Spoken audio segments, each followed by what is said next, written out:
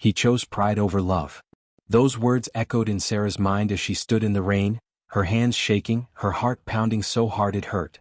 The streetlight above her flickered, and the cold night air felt sharp on her skin. Just a few minutes ago, she had been standing in front of the man she loved, begging him to listen, begging him to stay, begging him to choose her. But Jacob had turned his back. He had lifted his chin, his voice firm and cold, and said words that cut deeper than any knife. Words that proved he cared more about his pride than about love. Sarah watched as he walked away, his footsteps fading into the night, leaving her alone with tears streaming down her face. What Sarah did not know was that this choice, this one moment, would change everything. And the lesson Jacob would learn from it would be painful, more painful than he could ever imagine. But how did it all come to this? It did not start with anger or shouting. It started with love. Simple, warm love. Jacob and Sarah grew up in the same small town in Ohio. The town had one main road, one grocery store, and a park where children played every afternoon. Jacob was known as the smart boy. He always wanted to be the best, the fastest runner, the top student, the one everyone praised. He liked winning and he hated being wrong. Sarah was different. She was kind and gentle. She listened more than she spoke. When others laughed at mistakes, she offered help. When others bragged, she smiled quietly. People trusted her because she made them feel safe. They met in high school. Jacob liked how Sarah believed in him. Sarah liked how Jacob dreamed big. When Jacob talked about becoming successful and respected, Sarah listened with shining eyes. She told him, "I know you can do it." Those words mattered to Jacob more than he admitted. After school, life moved fast. Jacob got a job at a big company in the city. It was not his dream job, but it made him feel important. He wore nice clothes and talked about promotions. Sarah worked at a local library. She loved her job. She loved helping kids find books and watching their faces light up when they learned something new. At first, everything felt balanced. Jacob worked late and Sarah waited with dinner. Jacob talked about his stress and Sarah listened. On weekends they walked in the park and laughed like they used to. But slowly, small cracks appeared. Jacob began to feel ashamed of Sarah's simple life. When his coworkers asked about her, he spoke quickly and changed the subject. He compared his success to others and felt proud. Very proud. Too proud. Sarah noticed the change. She noticed how Jacob talked more about himself and less about us. She noticed how he brushed off her feelings. One evening, Sarah said softly, "Jacob, I feel like you don't hear me anymore." Jacob sighed. "You're just being sensitive," he replied. "I'm building something here." That was a low moment. Quiet but heavy. Weeks later, a bigger test came. Jacob's boss invited him to a work party. Sarah was excited. She bought a simple blue dress and practiced her smile in the mirror. She wanted to support Jacob. At the party, Sarah stood beside him, but Jacob barely introduced her. When she tried to join conversations, he stepped ahead, leaving her behind. One coworker even asked, "Oh, are you a friend?" Sarah's heart sank. On the drive home, she finally spoke up. "Why did you act like you were embarrassed of me?" Jacob gripped the steering wheel. "You don't fit in there," he snapped. "These people are different." Sarah's eyes filled with tears. "Different doesn't mean better." Jacob did not answer. That night was another low. Silent and cold. Days passed and the distance grew. Sarah tried to talk. Jacob avoided it. He told himself he was right. He told himself pride meant strength. Then came the night everything broke. Sarah had made a choice. She decided she would not stay quiet anymore. She invited Jacob to meet her near the old park, the same place where they once laughed and dreamed. The air was cool and the sky was dark. "Jacob," she said, her voice shaking but brave, "I love you. But I feel small around you now. I need to know if you still see me as your partner." Jacob felt something twist inside him. For a moment he wanted to say yes. He wanted to apologize. But then another voice spoke louder, the voice of pride. "You're holding me back," he said harshly.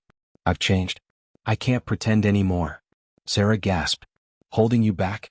I supported you when you had nothing." Jacob clenched his fists. People passing by slowed down. He felt watched. He felt challenged. "I don't want to look weak," he said. "I won't choose this life." That was the extreme moment. Sarah whispered, "So you choose pride over love?" Jacob did not answer. He turned and walked away. And that is where the rain began to fall, and where the real pain was only just beginning. The rain fell harder as Jacob walked away from the park. Each step felt heavy, but he told himself not to look back. His shoulders were stiff, his jaw tight. He believed turning around would mean losing. losing pride, losing control. Behind him, Sarah stayed where she was, crying quietly as the rain soaked her clothes. Cars passed by, their lights blurring through her tears. She did not chase him. She knew that love should never have to beg forever. That night was an extreme moment for both of them. But the pain did not stop there. The days after were strangely quiet. Jacob went back to his apartment alone. No warm light waiting for him. No gentle voice asking how his day was. At first he told himself it was freedom. He worked longer hours and spoke louder at meetings. His coworkers praised him. His boss nodded with approval. On the outside, Jacob looked successful. On the inside, something felt empty. At night, he reached for his phone without thinking. He wanted to text Sarah to tell her about his day. But pride stopped him. She should apologize, he thought. She made me feel weak. Sarah's days were different. She cried at first. She felt the loss deeply. But after the tears came silence, and after silence came strength. She went to work. She helped children at the library. She smiled again slowly. Her friends noticed she seemed calmer, even though her eyes still held sadness. One afternoon, Sarah packed away a box of donated books when she found an old note inside one of them. It read, "Kindness always comes back." She held the note close and took a deep breath. Weeks passed. Then came another extreme event. Jacob finally got what he wanted. His boss called him into the office and offered him a promotion. More money. More respect. More power. Jacob smiled wide and shook hands. He felt proud. Very proud.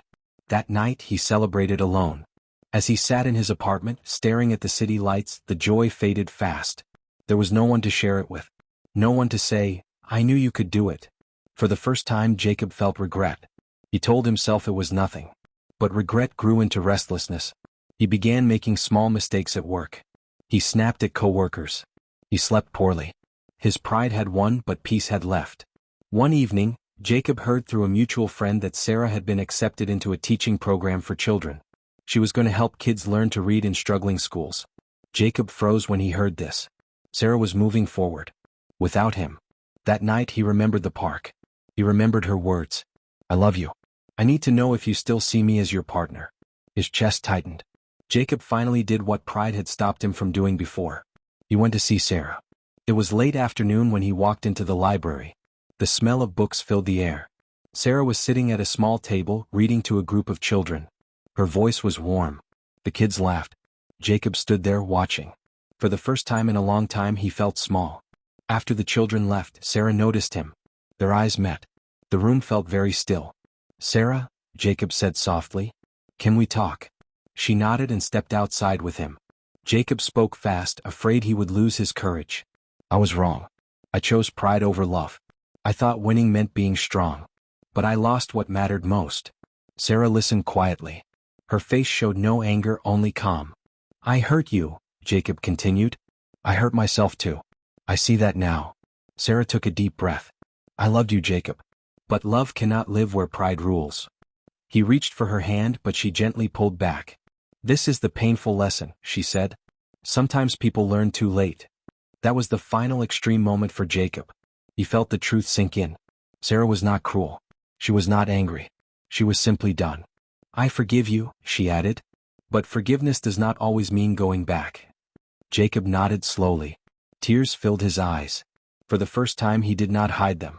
Sarah walked back into the library. The door closed softly behind her. Jacob stood alone on the sidewalk, the weight of his choices pressing down on him. He understood now. Pride had promised strength, but it delivered loneliness. Months later Jacob changed. Not for praise.